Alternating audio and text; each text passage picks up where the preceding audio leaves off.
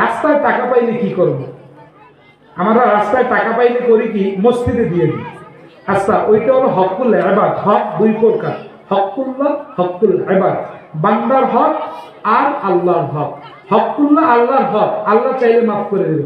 আর Hochul ইবাদ বান্দার হক।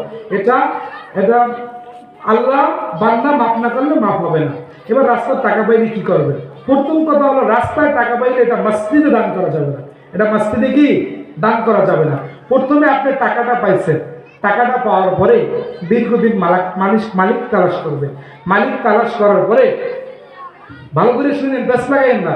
প্রথমে টাকাটাকে নিয়ে মালিক তালাশ করবো। মালিক তালাশ করার পরে মালিক যদি না পাই, তাহলে যদি আমি গরিব হই, ওই টাকাটা আমি খাবো। তবে কোনোদিন যদি মালিক পাই, যদি আমি গরিব হই, হ্যাঁ, এই গল্পতে 10টা হুজুর, আমি যদি গরিব হই তাহলে টাকাটা আমি খাবো। তারপরে যদি পরে মালিক পাই, তাকে টাকা দিয়ে দেব। আবার যদি বড়লোক হয়, তাহলে টাকাটা গরিবকে দান করে দেবে। যদি মালিক পায়, তাহলে আবার ওই বড়লোকের গায়ের থেকে তাকে টাকাটা দেবে।